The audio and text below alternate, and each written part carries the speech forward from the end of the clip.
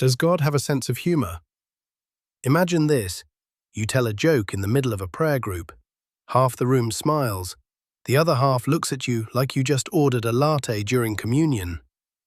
For a lot of people, Christian and serious are basically synonyms. We picture God as perpetually disappointed, arms crossed, one eyebrow raised, waiting for you to crack a smile so he can write it down. But here's the thing. That version of God? It's not in the Bible, not even close.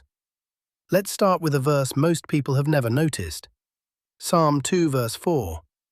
The nations are conspiring, kings are plotting against God, the earth is in rebellion. And God's response? The one enthroned in heaven laughs.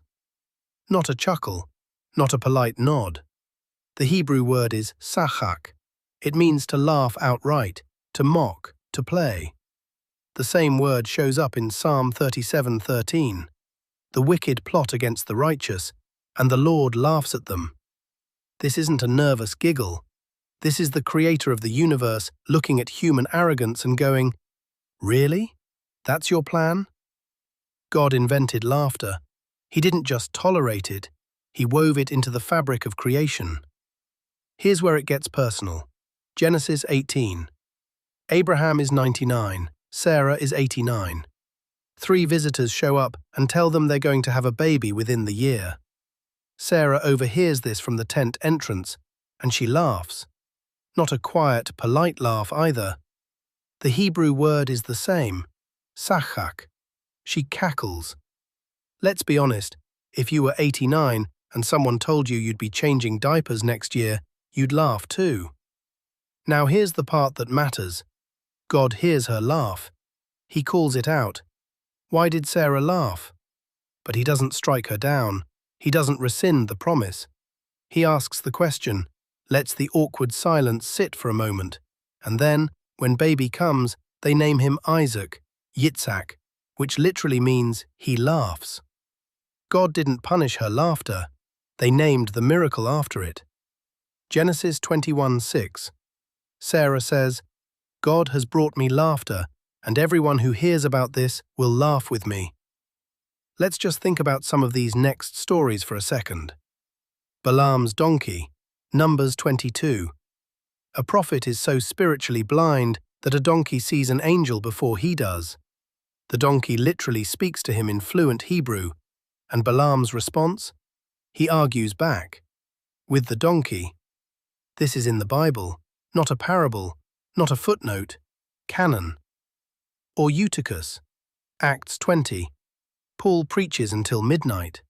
A young man falls asleep, tumbles out of a 3rd-story window, and dies. Paul raises him from the dead, then goes back upstairs and keeps preaching until dawn. The Bible doesn't say whether anybody else started drifting toward the center of the room after that, but you know they did. Even Jesus, the way he talks to the Pharisees. You strain out a gnat but swallow a camel. That's comedy. That's exaggeration for effect. He's showing them how absurd they look. The Son of God using humor to make a point. So why does any of this matter? Is this just a fun Bible trivia night? No. Here's the deeper thing. Proverbs 17:22 says, A cheerful heart is good medicine, but a crushed spirit dries up the bones. Ecclesiastes 3:4, there is a time to weep and a time to laugh. Laughter is not the opposite of reverence. It's not spiritual immaturity. It's a part of being made in the image of a God. The God who wrote a talking donkey into his sacred text, and who let the wisest man on earth collect 700 wives and 300 concubines so we'd understand exactly how not to do relationships. The Bible is serious about sin. It is serious about salvation. But the God of the Bible is not a stone-faced bureaucrat. He's a father who delights in his children, and kids who feel safe with their dad laugh. So here's what I want you to take from this. If you've ever felt like you need to be somber to be spiritual, you don't. Joy is a fruit of the Spirit, not a footnote or a bonus feature. God created the platypus. He made giraffes. He gave you a sense of humor. So laugh. tell the joke, enjoy the moment.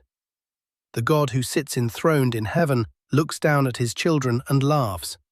Not at you, but with you. And sometimes, if we're honest, at our attempts to run the world without him. The joy of the Lord isn't just your strength, it's your birthright. If this lifted your spirit today, hit that like button.